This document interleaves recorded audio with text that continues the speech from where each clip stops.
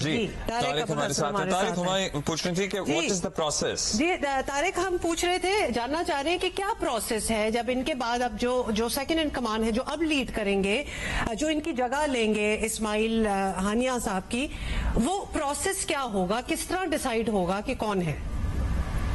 دیکھیے اس کا فیصلہ جو ہے وہ حماس کی جو قیادت مختلف جگہ کے اوپر موجود ہے، یعنی ایک قیادت جو کہ غزہ کے اندر موجود ہے اور جس کی قیادت یحییٰ سنوار کر رہے ہیں.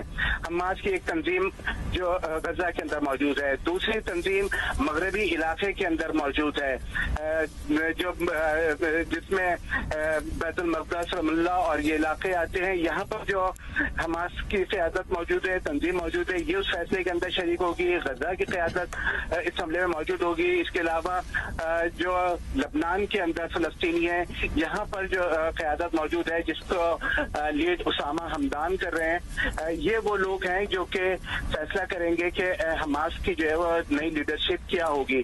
تو اس لیے کسی ایک جگہ کے اوپر یہ فیصلہ نہیں ہوگا، بلکہ جو قطر آفس ہے حماس کا، جو اس وقت مرکز ہے، وہاں پہ موجود لوگ، غزہ میں موجود لوگ، مغربی کنارے میں جو حماس کی تنظیم ہے وہ، اور لبنان کے اندر جو تنظیم موجود ہے یہ، اور اس کے علاوہ تنظیم کا ایک حصہ اردن کے اندر بھی موجود ہے. تو یہ وہ تمام لوگ ہیں جو کہ اس بارے میں صلاح مشورہ کریں گے اور پھر حماس کی جو ہے وہ نئے لیڈر کا انتخاب کریں گے.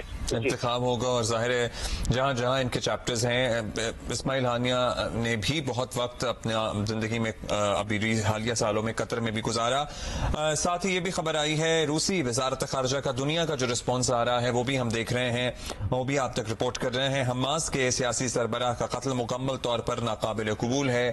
روسی وزارت خارجہ کی طرف سے یہ بیان دیا گیا ہے. اس سے قبل ہم ترکیہ کی طرف سے جو دو ٹوک موقف اپنایا گیا ہے، ماضی میں بھی ہم دیکھتے رہے ہیں ترکیہ بیانات کی حد تک تو بہت ہی دو ٹوک موقف اپناتا ہے. اب اس کے آگے کیا ہوتا ہے وہ بھی دیکھنا باقی ہے. یہ بھی انٹرسٹنگ ہے طارق، ایک بات جو کہ عبداللہ جس طرح آپ نے ابھی بھی ذکر کیا اور پہلے بھی ہم بات کر رہے تھے کہ زیادہ وقت جو ہے پچھلے کچھ مہینے سے اگر دیکھیں تو اسماعیل ہانیہ صاحب قطر میں ہی بیس تھے اور وہیں سے جو بھی آپریشنز تھے ان کے وہ چل رہے تھے. ہی واز بیسڈ ان قطر، لیکن یہ جو قاتلانہ حملہ ان پہ ہوا ہے یہ ہوا ہے تہران پہ.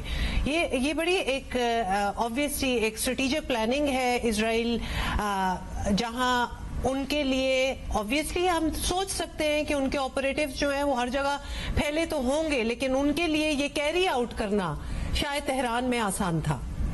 طارق جی دیکھیے یہ ایک بڑی بدقسمتی کی بات ہے. اسماعیل ہانیہ قطر کے اندر موجود رہے ہیں اور پچھلے دنوں اسرائیل نے غزہ کی وار شروع ہونے کے بعد یہ کہا تھا کہ اسماعیل ہانیہ پر ہم بیرون ملک بھی حملہ کر سکتے ہیں. اس کے اوپر قطر نے انتہائی شدید رد عمل کا اظہار کیا تھا اور خبردار کیا تھا کہ اسرائیل کسی بھی ایسی کوشش سے دور رہے جو کہ قطر کی سرزمین کے اوپر ہو سکتی ہے. اسی طرح جو ہے وہ ترکی میں بھی جب اسماعیل ہانیہ موجود تھے تو اس قسم کی اطلاعات آئی تھی اور ترک حکومت نے بھی اس کے اوپر شدید ری ایکشن کا اظہار کیا تھا. لیکن اب اسماعیل ہانیہ پر تہران پر حملہ ہونا یقینی طور پر ایک بڑی بدقسمتی ہے اور ایران کی جو انٹیلیجنس ہے اور ایران کی جو سیکورٹی کے معاملات ہیں اس کے اوپر یقینی طور پر سوالات اٹھیں گے. اور کچھ عرصہ پہلے ہی ایران کے اہم ایٹمی سائنسدان کو جو ہے وہ اسرائیلی ایجنٹوں نے خود ایران کے اندر نشانہ بنایا تھا. اسی طرح مختلف ایرانی شخصیات کو جو کہ اسرائیل اپنے لیے خطرہ سمجھتا تھا وہ ماضی میں تہران میں جو ہے وہ اسرائیلی ایجنٹوں کے حملوں کا نشانہ بنتے رہے ہیں.